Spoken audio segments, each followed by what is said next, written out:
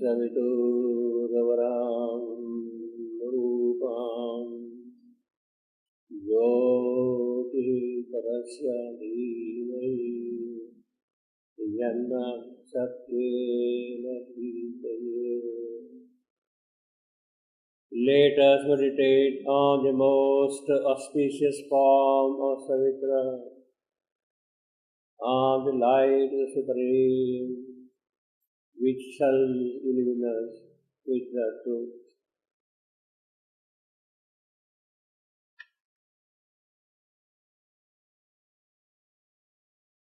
So, Savitri's birth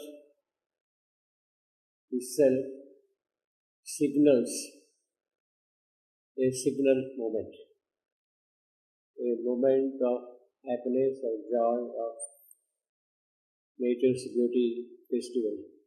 Her birth itself signals a signal moment, a unique moment, a characteristic moment. You are able to hear my voice? Is that right? Now, this birth basically takes place to bridge the gap between earth and heaven. That is the purpose of Savitri's birth. Bridging the gulf between man's mind and God's.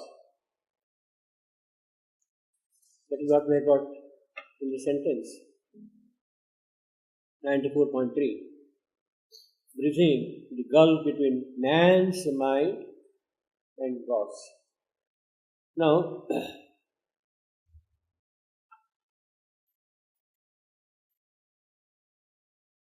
there is something very special about man. It could not have happened without his appearance on the evolutionary scene. The bridging between, say, the wacky world and heaven or God could not have happened without the appearance of man.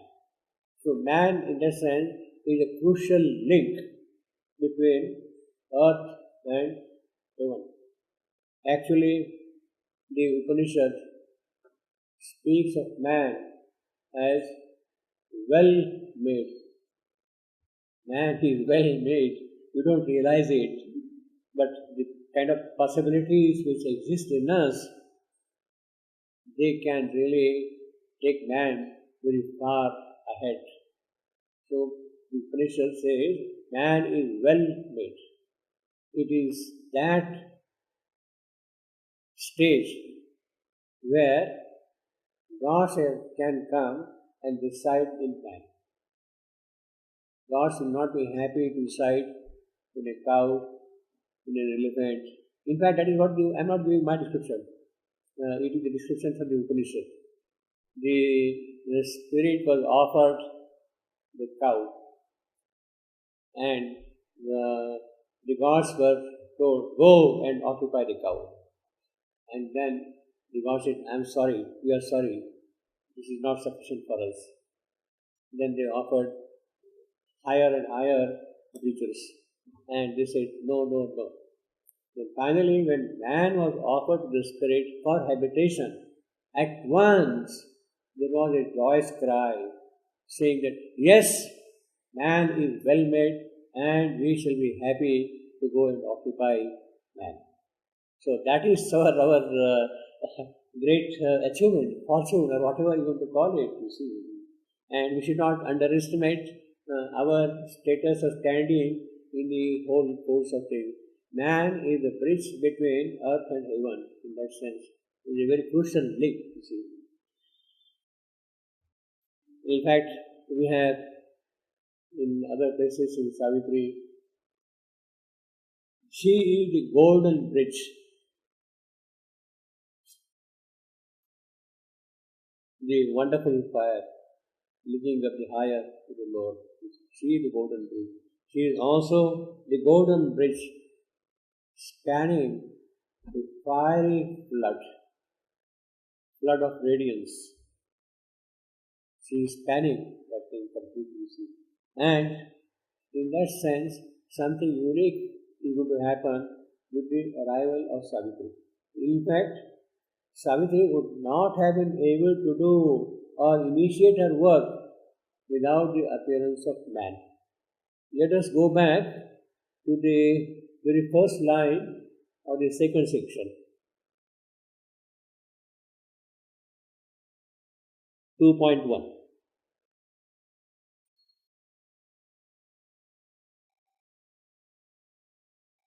And Savitri too awoke among these tribes. What happened earlier? The 1,000 peoples of the soil and tree, in the previous sentence, the 1,000 peoples of the soil and tree obeyed the unforeseen instant urge. So there is something in them which is prompting them all the while.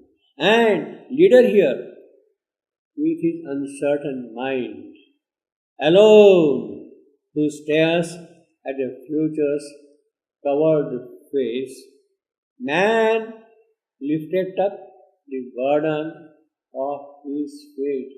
When man arrives on the scene and lifts up the burden of his fate, then it is an opportune moment for Savitri to step in. And that is why we have, and Savitri too awoke among these tribes. Tribes, it goes back to the previous manantras, to the very early stages of evolution of consciousness and other forms, and hastened to join the brilliant Samana's chant. Brilliant Samana, that is the sun god himself, his chant. She is joining the chant of the sun god. Yes, you are welcome. You must come here and establish yourself in this creation. And lured with the beauty of the apparent ways, acclaimed their portion of ephemeral joy. Savitri accepts the phenomenal world, the transient world, the things which are constantly changing. She accepts that, and she will do whatever is necessary to take that thing forward. But the important thing is, she hastened to join the Samana's chant. Samana here, of course, stands for the sun god, the brilliant Samana, the sun god. In other words, it is already indicating that it is the higher race, the supramental race, which will get established here, and Savitri is now going to pursue her work on that path. That is her task, you see. And therefore, a mediating ray, 94.3 again here, had touched the earth, bridging the gulf between man's mind and God's, translating heaven into a human shape, its brightness linked our transience to the unknown. Brightness linked our transience to the unknown. Now, this is a very important line, and we can only read it again and again without understanding anything of that line or trying to really know in what manner this could have happened. This line, translating heaven into a human shape. How does that happen? What is the process? What mechanism that heaven can translate itself into human shape? There has to be some kind of a chemical method of that sort of a change of translation. That is not given to us here. The poet, the yogi, is making a statement. He is not going to justify here what that means. His concern at the moment is, it is her task to translate heaven into human shape. Savitri is taking a mortal birth. How the immortal can take a mortal birth? That is in fact the real metaphysical dilemma. One who is immortal, how can he become mortal? That will be real metaphysical dilemma. A spirit of its celestial source aware, Savitri is always aware of her origin, wherefrom she has come. Of course, we said earlier, she is aware of that. Descended into earth's imperfect mold, and wept not, fallen to mortality. Yes, she has lost all her grandeur, all her majesty, all her greatness. She has kept all those things aside and accepted the trivial life of a mortal creature. And wept not, fallen to mortality, but looked on all with large and tranquil eyes. That is what Savitri will. She will look everything, on every creature, every aspect of this creation with tranquil eyes. Try to see the meaning of this creation from the higher point of view. And it is for that purpose that she is translating even into a human body. One had returned from the transcendent planes. We have seen already last time. She is coming from the transcendent plane and bore anew the load of mortal death. She is taking once more this mortal life. Who has striven of old with our darkness and our pain.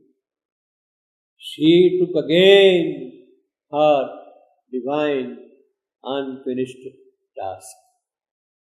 Survivor of death and eonic years, the cycles of time, eonic yugas, survivor, she has managed to survive all of it. Once more, with a fathomless heart, she fronted time. The timeless has entered into time. She is coming again and again. Once more now, she is going to front time period. In fact, this phrase, mortal death, we have 4.13, exactly the same phrase.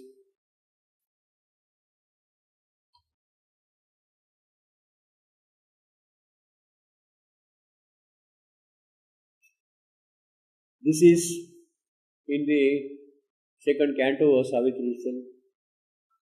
For this she had accepted mortal breath. For what? To change things and force a strength is appointed road. For this she had accepted mortal breath. So that phrase is repeated there also in this line. And bore anew the load of mortal breath. And force a strength to its appointed road. For this she had accepted mortal death, etc. And goes on with that. In fact, he says also, and must confront the riddle of man's birth. What is the riddle of man's birth? We don't know why we are born and why we die. We have absolutely no idea. What the purpose of our existence, we have no idea. The riddle of the birth is conceived by death. And unless death is conquered, death is removed, the veil of death is removed, we cannot solve the riddle of birth, man's birth.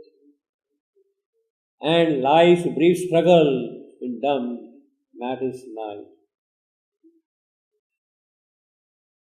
In fact, we have similar lines here, page the same thing, 430. See, many of these things we will find in the first two cantos, the Simardon and the issue, where the problem of creation is highlighted in the issue and the Simardon. And that kind of thing is corroborated subsequently in the course of narrative of Savitri. We have here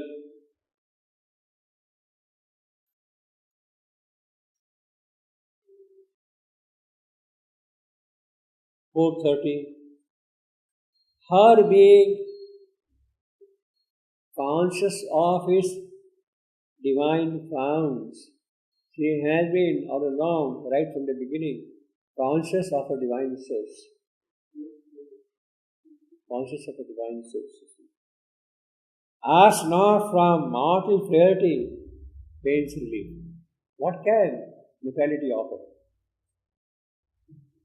And then 4:31 we have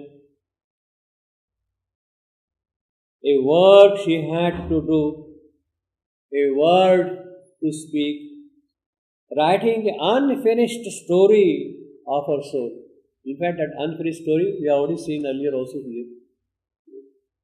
In thoughts and actions, graved in nature's book, she accepted not to close the luminous page, cancel her commerce with eternity, or set the signature of weak assent to the brute balance of words exchange.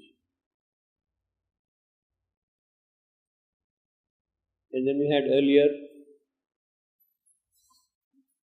418. This is important, very important. A conscious frame was here, a cell-born force. 418.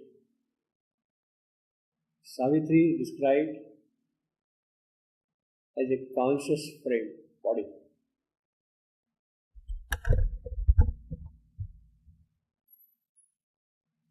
A cell-born force.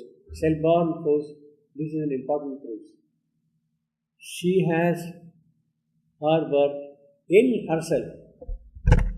She is not born of self, of Atman. Her birth is in herself. What the Sanskrit word would mean is Swayambhu. She is self-born. Swayambhu. 418.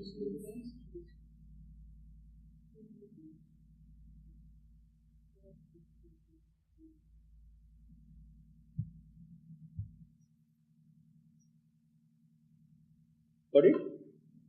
No? Swayambhu. Self-born means Swayambhu. So it is not born of self, not from Atman, but our own personality which has taken the birth. So this is an important distinction here.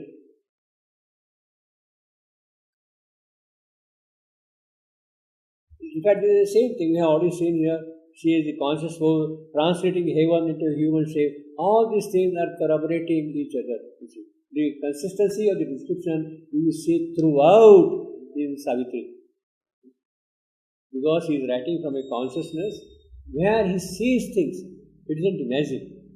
And therefore there is no question of making any mistake in his sleep. He sees those things and describes them directly.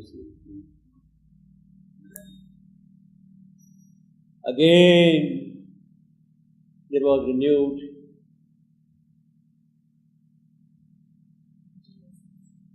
again revealed the ancient closeness by earth vision veiled.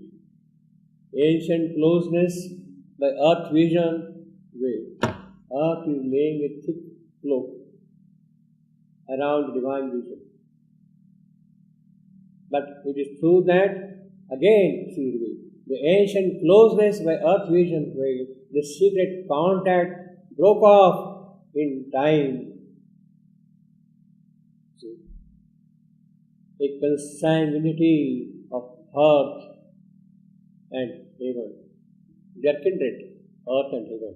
And it is that oneness of earth and heaven that she is coming here and renewing her effort.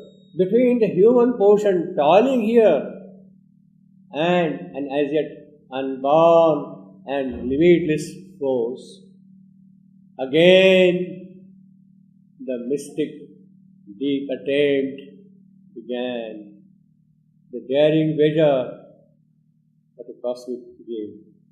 It has been happening again and again, yuga after yuga. There were 6 pralayas and the creation had to be dissolved 6 times. The mother says, it will not be now necessary. It will not be now necessary. Because the supermind has descended on earth. And it will not allow the dissolution of this creation. Again, the deep mystic attempt began. The daring vigor of cosmic being. She is going to pay the price for that.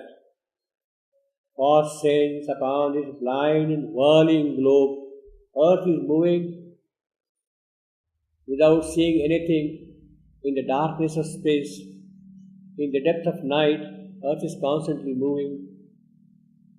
For since upon this blind and whirling globe,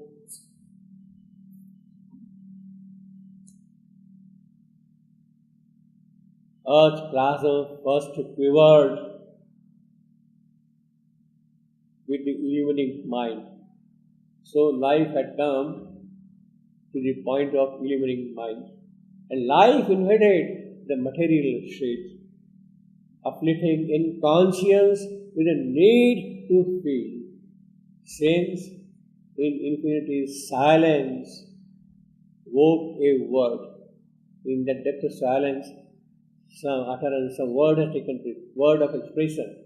A mother wisdom works in nature's best to pour delight on the heart of toil and want and press perfection on life's stumbling powers.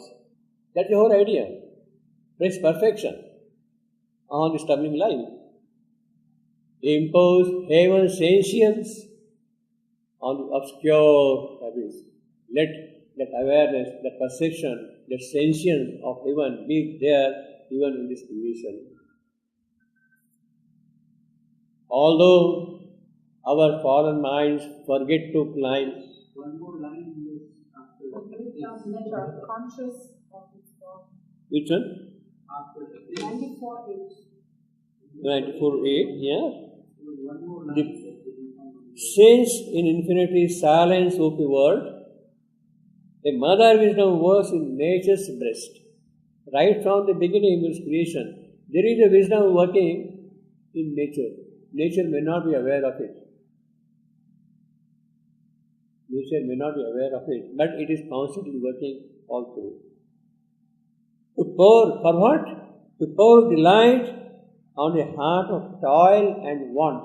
That is our human fate, human state, our condition. To pour delight and press perfection on life's stumbling powers. This is what happens. Constantly we stumble. We have to cross stones after stones, constantly, and keep on stumbling. Impose heaven's sentience on the obscure abyss, in the darkness, you see, to give some light to the darkness, and make dumb matter conscious of its God. There is God residing in matter.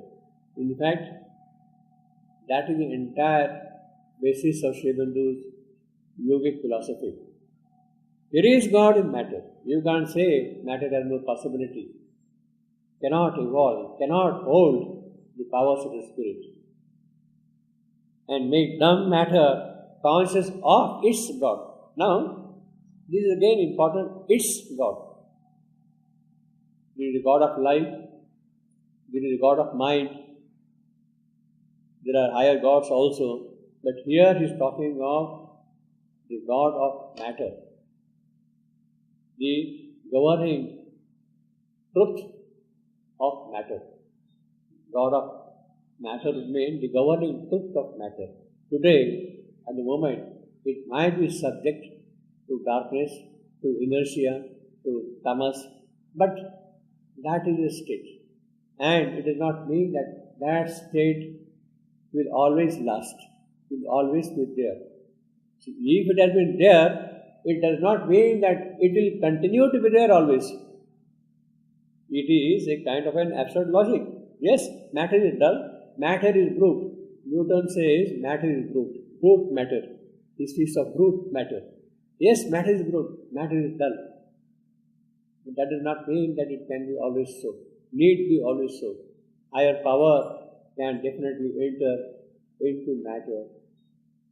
That is the whole purpose of this creation. In other words, matter has to find its own godly fulfillment. It has a purpose, and the aspect of matter is that which must emerge.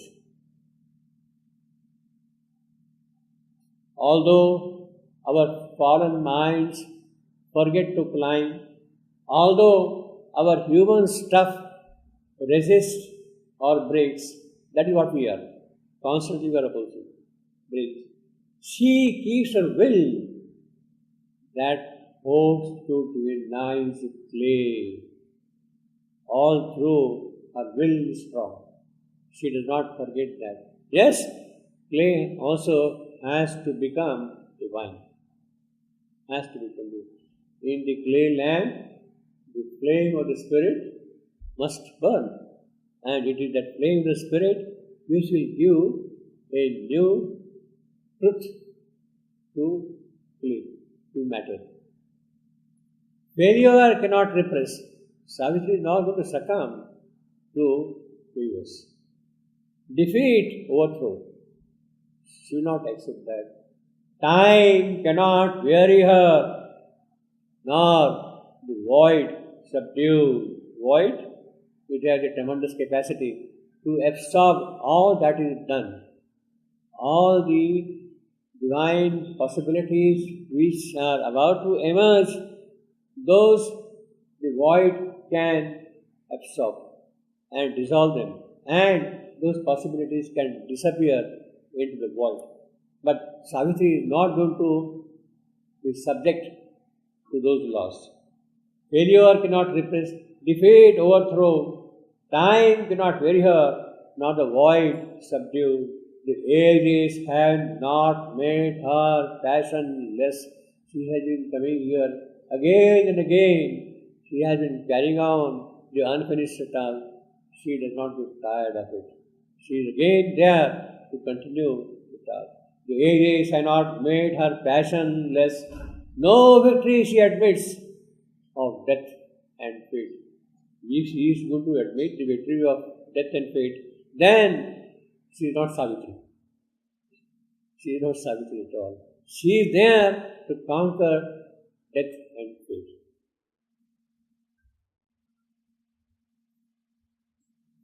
Always she drives the souls to new attain. Constantly there is a renewal of effort. Always her magical infinitive forces to aspire the inert brute elements. You see, here is using the word brute. Newton's brute matter.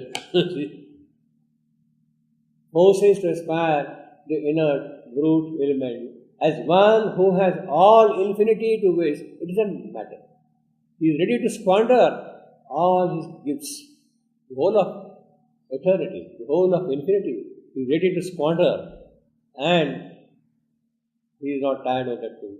She scattered the seed of the eternal strength on a half-animate and crumbling mold. That is what matter is, our body is. Plants heaven's delight in the heart's passionate mire. It is in this sense, in the passion of life, in the responses of heart, that she has the capacity to plant heaven's delight. She can do that.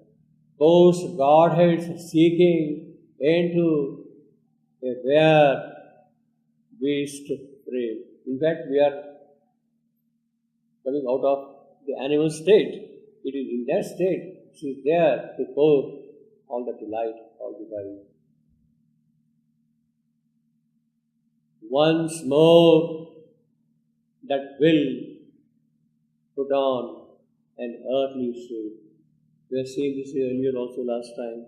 She has been coming again and again. Now, as I told you last time, we should not segment the presence of the Divine Mother in the mortal form into bits of time. This.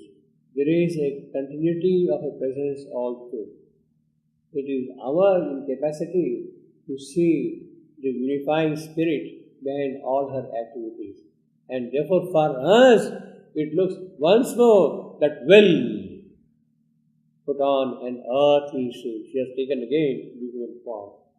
Later on, in Savitri, we have a very pregnant phrase. How will the divine body be made? See, that is the thing which sort of keeps on haunting us. How will that happen? And the phrase which is used here, by her repeated mortal births, she will come again and again and prepare the divine body. Mortal birth does not mean subject to death. Always in that sense. Mortal birth is a certain aspect of doing things. She will come again, and prepare a better and better divine body. That is what Shivananda said. Mother wanted him to resurrect into the body which was there in the state after 5th December 1950. And Shivananda said, I shall come again only in a divine body made in a divine way. A divine body made in a divine way. Who is going to prepare that divine body for her? It is her task. She has to keep on taking mortal births till the divine body is prepared for the full descent of the avatar. A mind empowered from truth's immutable seed. That is what Savitri is. She is a mind empowered from truth. Was framed for vision and interpreting act. What can her mind do? What does her mind do? It sees vision. It interprets in that vision all the acts. And instruments were sovereignly designed to express divinity in terrestrial sign. That is how her body was prepared. To express divinity in terrestrial sign, our limbs, our heart, our body, our mind, all these things are aspects of that terrestrial sign. And it is through that she is working constantly. Outlined by the pressure of this new descent, a lovelier body formed than earth had known. Now the yogi is seeing the lovelier body of Savitri already present elsewhere. To the mad body which will appear again on earth. Outlined with the pressure of this new descent, the way in which the powers are pushing down upon earth, due to that pressure, a lovelier body got formed. A body which earth had never known. As yet, a prophecy only and a hint. Yes, the poet, the yogi, is also a little careful. He says, yes, this is what is going to happen, but at the moment, it is just a prophecy. It has to happen. Prophecy has to materialize. It will definitely get realized. The glowing arc of a charmed, unseen whole. So this is the arc. The whole you don't see. What you see is only the glowing arc of that. The glowing arc of a charmed, unseen whole. Spellbound. Something which is very attractive, which is kind of a casting the spell on us. It came into the sky of mortal life. Savitri is coming here, is that earth appearing in the mortal sky. It came into the sky of mortal life, bright like the crescent horn of a gold moon, returning in a faint, illumined eve. So in the evening, there is a dusk and there is a crescent moon. You see the crescent shape of the moon there. It is the arc of a horn. The full moon you don't see. What you see is only the crescent, the horn. It looks like a horn. In fact, this image, crescent horn, is what is called an occult image. It is surrealistic image. Surrealistic image. And Sri Aurobindo is rich in all these depictions, surrealistic image. And see how powerfully and how aptly he has used that thing. Savitri is a crescent horn in the sky, returning in a faint, illumined eve. That is what happens in the night. And it is that art which is being seen there. At first, glimmering like an unshaped idea, the crescent has not taken the full shape, therefore it glimmers like an unshaped idea. Passive she lay, sheltered in worldly sleep. He is describing the early state of Savitri, taking birth. The crescent appearing in the night sky. Involved and drowned in matter's giant trance. An infant heart of the deep cave world plan. In cradle of divine conscience rocked by the universal ecstasy of the sun. So it is in the cradle of inconscience that the divine birth is taking place. He is already telling Savitri has been born. Savitri has taken birth. She has become a little girl now already. She is born now as a baby girl. And therefore she is in the cradle. See how swiftly the poet is also moving. She is already in the cradle. Cradle which one? Cradle of divine inconscience. It is not the dark inconscience. The divine inconscience. It is in that divine conscience this cradle is there, and it is in that cradle Savitri is being rocked as a baby, as a child. An infant heart. See how beautiful, how perfect description it is, and very perfect also. Passive shelter in worldly sleep. When the child is born, she doesn't remember anything at all. See, absolutely no idea what happens to the baby. She has no inkling. Passive sheltered in worldly sleep, involved and drowned in matter's giant trance.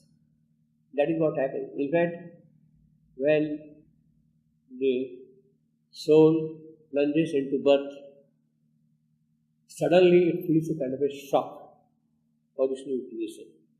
And it sort of stands back from everything. The soul. It stands back from everything. It is that kind of a thing in Savitri. Involved and drowned in matter's giant trance. An infant heart of the deep cave world plan. In cradle of divine inconscience rocked by the universal ecstasy of the sun. Now, who is rocking that cradle? The ecstasy of the suns, the joy, the happiness of the bright suns. That is rocking. Some mission power in the half-wakened frame. Savitri has just taken birth. Her frame is not fully conscious yet. Therefore, it is half-wakened frame. Nurse a transcendent verse, dumb, glorious seed. It is already holding the glorious seed in its birth, for which this vivid tenement was made. Savitri's body, physical body, it is for that purpose this tenement was made. Nurse a transcendence birth. It is that transcendence birth which is going to be held in this body.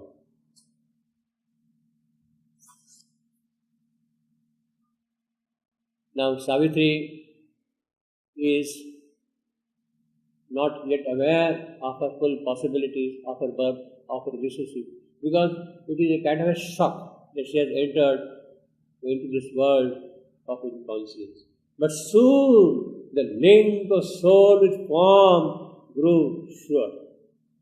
Her soul and her body, the connection between the two, very quickly got established.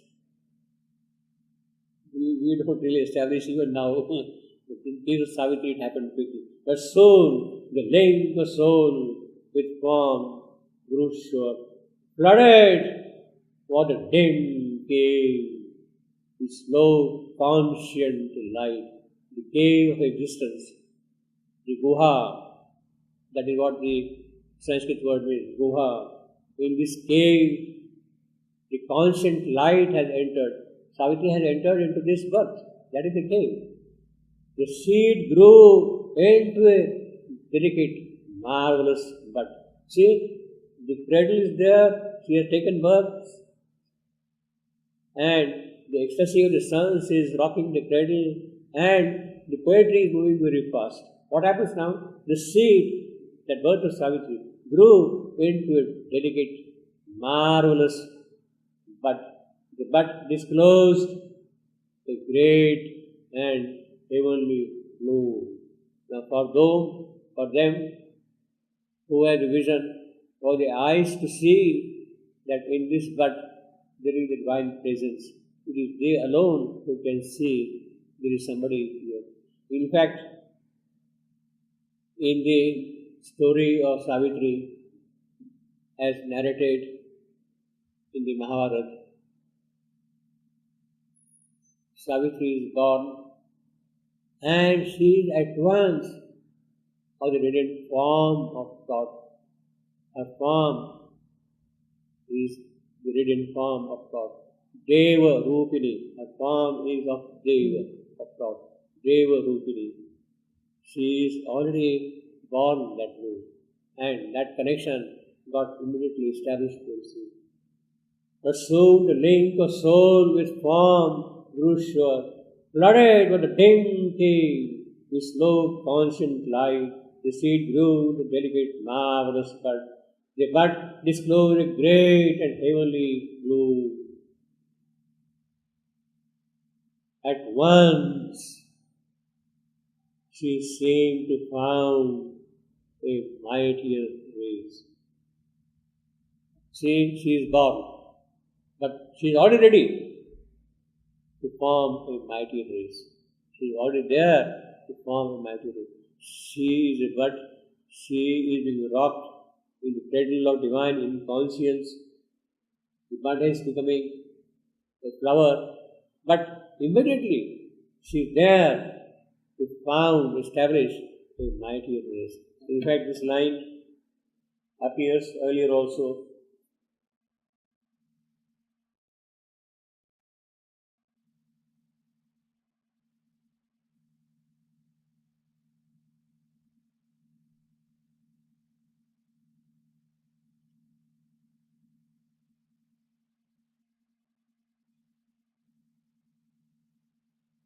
Now, in fact, on one occasion, mother speaks about her body. She says, I was born with a consciously prepared body. Right from the beginning. I was born with a consciously prepared body. And she also says, when she met Sri Aurobindo for the first time on 29th March 1914, he immediately said so. He said, Sri Aurobindo was aware of it that her body was consciously prepared. Later on, when the problem of transformation becoming tough in the late 1940s, it was necessary that one of them had to go away, Sri Aurobindo and the mother. This is what Shivandu told to the mother in their private rendezvous. And mother said, "Yes, I am ready. I will go. Yes, I am ready." Shivandu said, "No, you cannot go.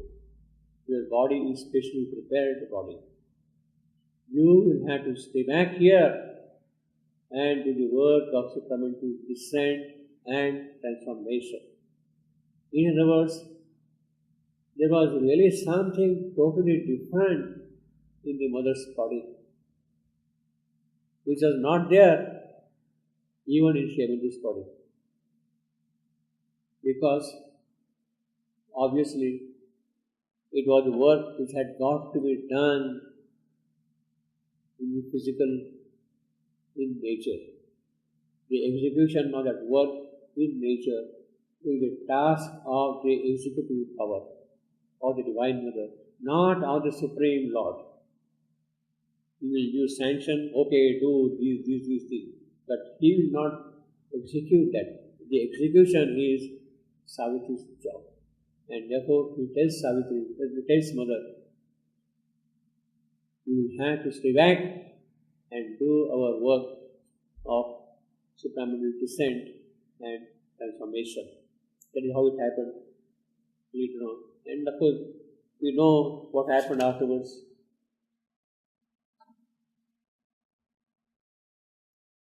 Shivandu, I got here a few quotations picked up from Shivandu and the mother's writings about the mother. Shivandu about the mother. The divine puts on an appearance of humanity. Assume the outward human nature in order to tread the path and show it to human beings, but does not cease to be the divine. He accepts all the difficulties, but does not cease to be the divine. It is a manifestation that takes place, a manifestation of a divine, of a growing divine consciousness, not human turning into divine. See, this is the distinction of growing divine consciousness, not human turning into divine. He makes a very pertinent distinction there, you see. And then again, her embodiment is a chance for the earth consciousness to receive the supramental into it and to undergo the first transformation necessary for that be possible. I will put this thing later on the web. So, or if you want, I can send these things as email attachment also. Let me quickly run through them. The mother has many different personalities, and her appearance varies according as one or another predominates. The something common, of course, exists. There is first the one whom all these personalities manifest, but that cannot be expressed in name or word. These personalities, they cannot be expressed in word. It is also the supramental personality which from behind the veil presides over the aim of the present manifestation. Now, here we have crimson light. There is a mention of crimson light in the course of the discussion. Crimson light indicates the manifestation of love in the material atmosphere.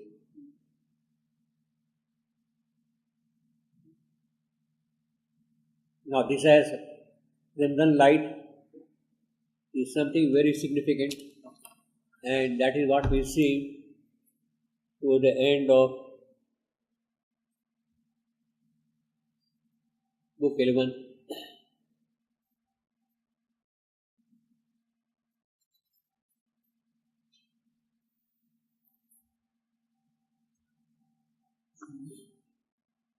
One 1:4.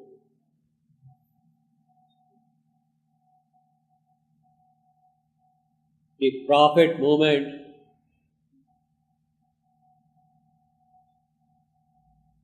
covered, limitless space. Now this is pertaining to the return of Satyavan and Savitri to the earth. They are now coming back to the earth.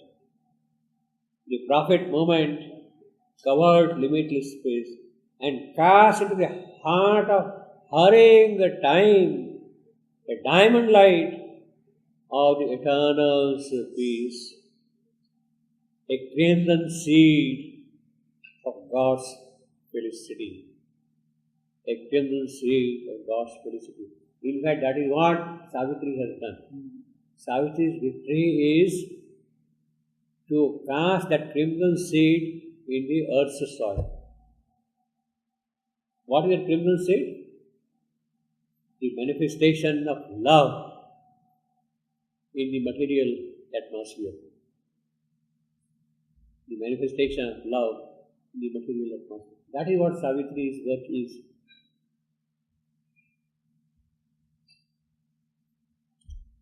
Well, we skip Shravadi's. This is, of course, common thing. Mother's symbol with 12 powers. Let us skip that.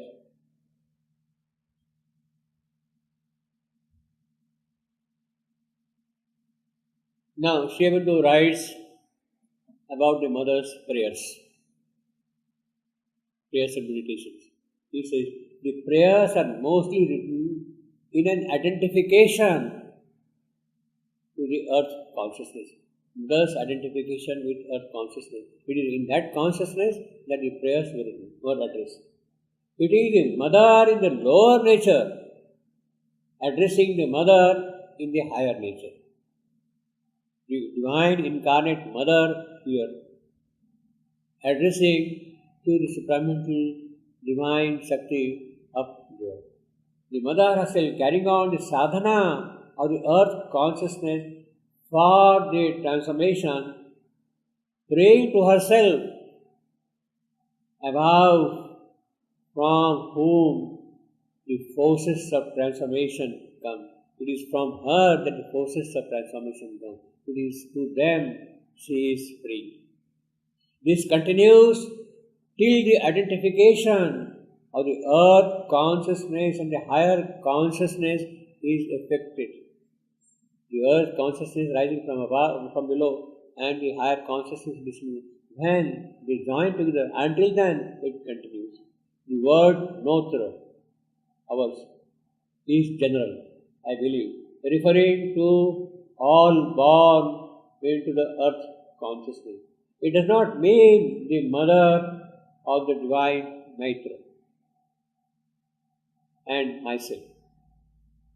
It is the divine who is always referred to as divine Maitra and Senor. She is addressing to the Supreme Mother and the Supreme Lord. There is the mother who is carrying on the sadhana and the divine mother, both being one but in different poises. This is important. She is doing the sadhana here, she is there in different poises. And both turn to the Senor or Divine Master. This kind of prayer from the Divine to the Divine you will find also in the Ramayana and the Mahabharata. This is the tradition or the identification of the earth soul with the Supreme Soul.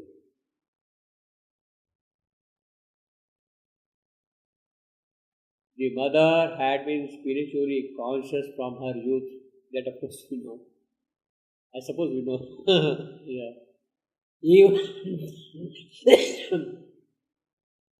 Even from her childhood upward, and she had done sadhana and had developed this knowledge very long before she came to India. In this birth, she had already acquired that knowledge. She has already performed the sadhana. There is a tapasya that takes place automatically as a result of surrender, and there is a discipline that one carries out by one's own unaided effort. It is the latter that is meant in the two paths of yoga. But Agni, as a fire of tapasya, can burn in either case. Now, this is of course the famous statement of the mother right from the beginning. Since the beginning of the earth,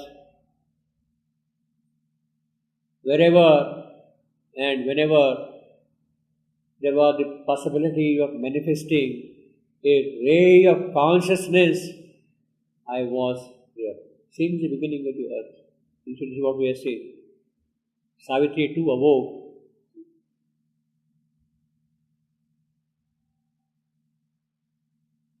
That which is speaking to you is a faithful servant to the divine. That is what the mother is. She has totally surrendered herself to the divine. When and how did I become conscious of a mission which I was to fulfill on earth? When? At what moment of time? And when and how I met Sri Aurobindo? These two questions you have asked me, and I promised a short reply. For the knowledge of the mission, it is difficult to say when it came to me. It is as though I was born with it. Right from the beginning, I knew that. And therefore I cannot say when. I was born with it. And following the growth of the mind and brain, when my human faculties grew, the precision and completeness of this consciousness grew also. That is important. That is the role of developing our human faculties. The role of our human faculties is to give precision and completeness to all our spiritual effort. That is the role. Precision and completeness. Then the mother says, between 11 and 13, a series of psychic and spiritual experiences revealed to me not only the existence of God, but man's possibility of uniting with Him. Now, this is something absolutely unique to the mother. The question of spiritual experiences is not so uncommon in spiritual annals. It is not uncommon.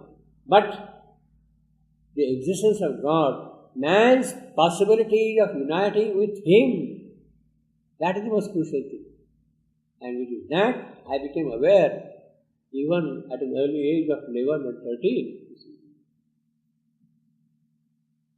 This, along with the practical discipline of its fulfillment, was given to me during my body's sleep by several teachers.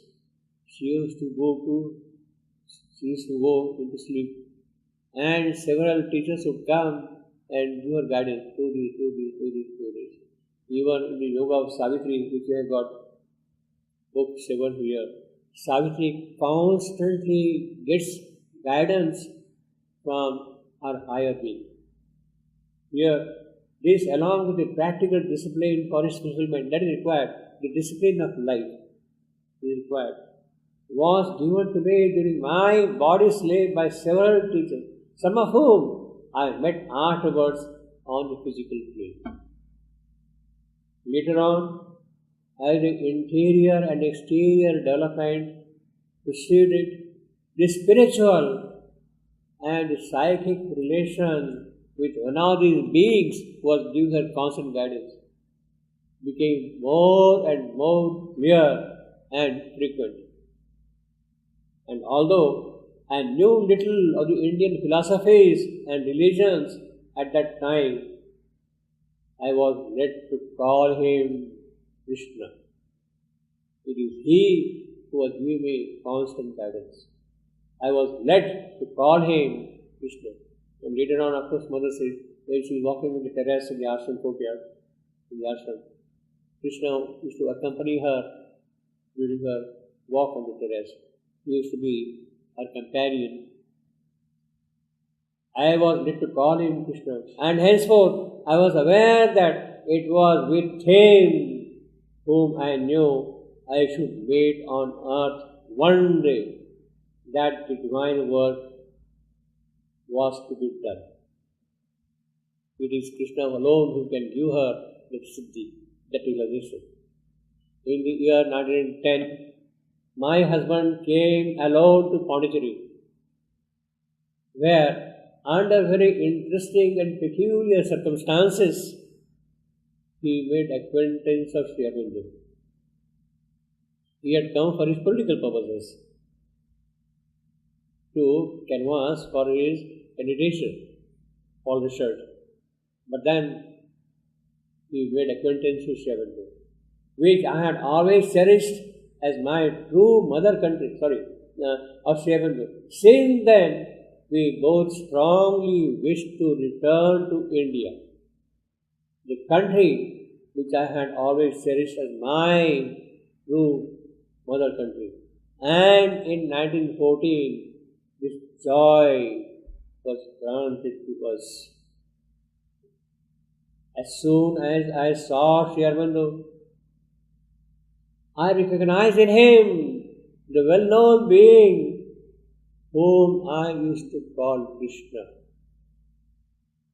And this is enough to explain why I am fully convinced that my place and my work are near him in India. In some places, the mother gives a list of 12 perfections in the material world which must get established. 12 perfections in the material world. Perfect consciousness, integral knowledge, power invincible. You see, consciousness, knowledge, power, health, eternal youth, perfect beauty, inexhaustible, unparalleled riches, affluence of every kind, not vital money. Of course, that's what I always wanted. Pardon? Yeah. Well, but that is what she is. She is the goddess of richness, Mahalakshmi. The gift of healing and giving happiness, immunity from all accidents. This is an aspect of perfection. She is asking us to have the perfect power of expression. We should be really precise in our language, in our idiom, in our expression. In fact, in the Gita, there is a phrase called Vak Tapas, the tapasya of speech. The Gita speaks of the tapas of speech. You have to have full control, full command over your word. The right word with the right power, with the right enunciation at the right moment. It is that which should come out. Then only you have full control over vak, over speech, over word. And that is what is required. The perfect power of expression, the gift of tongues,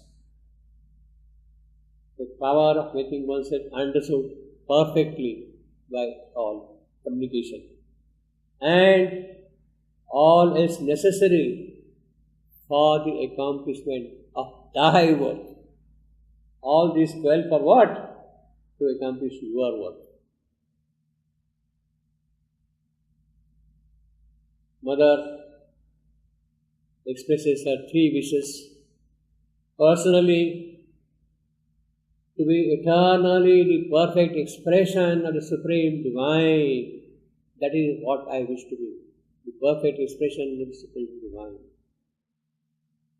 That the supramental victory, manifestation and transformation should take place at once. She is in a hurry. She is impatient. She has waited long enough perhaps. But now no.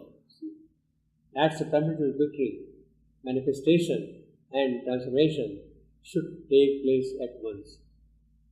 That all suffering should disappear forever from the world's present and future. Now, that the supramental victory, manifestation and transformation. Well, she has stipulated 3 things. victory, manifestation, transformation.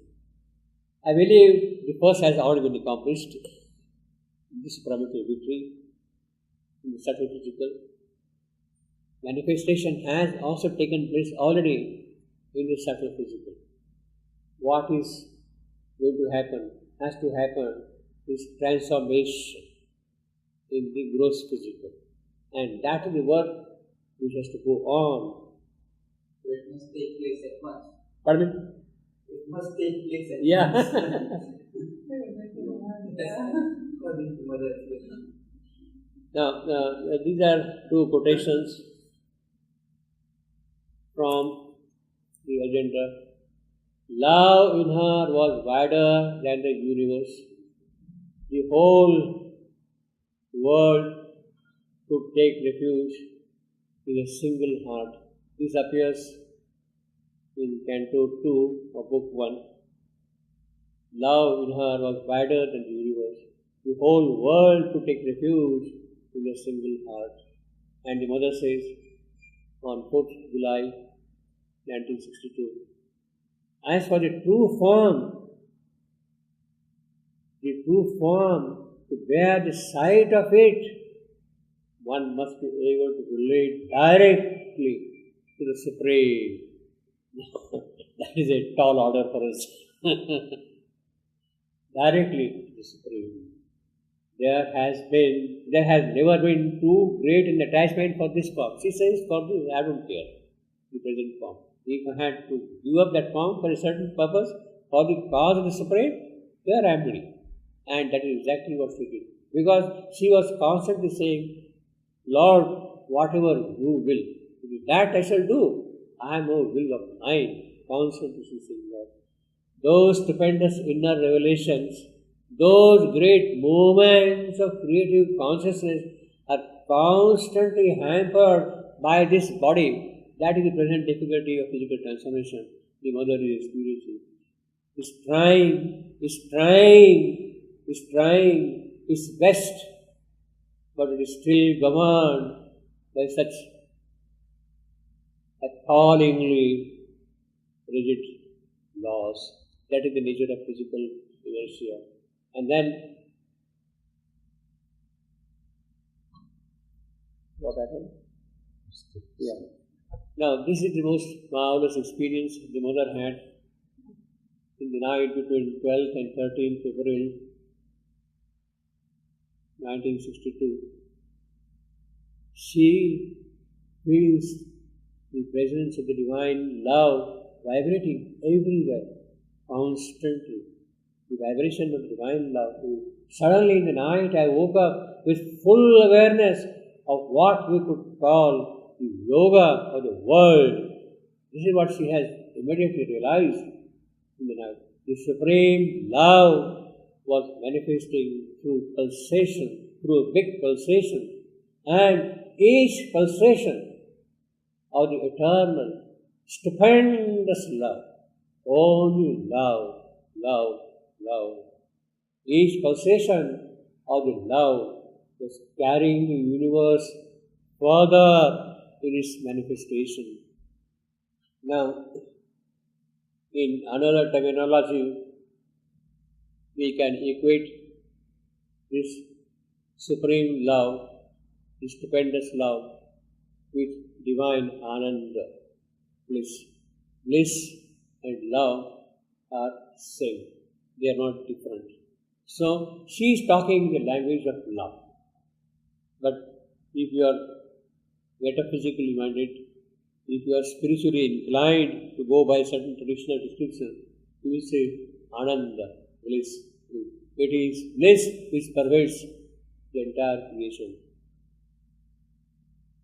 All the certitude that what is to be done is done, and the supramental manifestation is realized. And goes on. We will just skip some of the part. You can read all of it. Now, of course, here we have this prophecy. We have already seen that.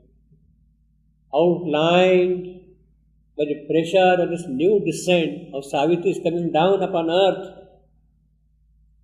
A lovelier body formed than earth had known. This is the miracle. This is the great thing which has happened. As yet, a prophecy. Her body, her lovelier body, it may look to us a prophecy, but actually it is a reality elsewhere in the occult. It has happened. As yet, a prophecy only, and a hint, a suggestion. The glowing arc of charmed, unseen home. It came in the sky of mortal life, bright at the crescent horn of a gold moon. Crescent horn of a gold moon. See, Chandra on the head of Shiva. On the head of Shiva, you see the crescent moon, gold horn. Shiva is the Lord of transformation, and it is He who is carrying on his head the crescent moon. You see, yeah. It came into the sky of mortal life, bright as the crescent horn of gold moon, glittering in a faint, illumined eve. Well, this is the prophecy of the arrival of the new dawn, of new light in the physical, in the darkness of the physical red. It is there that the new light is arriving, and that is the prophecy Savitri has come to fulfill.